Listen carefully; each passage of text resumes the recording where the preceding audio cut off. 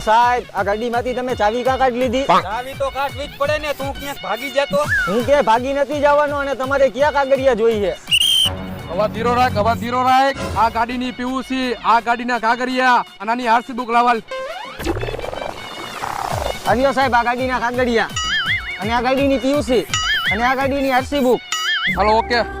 સાહેબ બારે નીકળી તો કાગળિયા તો પૂરા લઈને નીકળવું પડે ને. એ વાત તારી સાચી હો મટા, અને આ તારી વાત ઉપર મજા આવી ગઈ.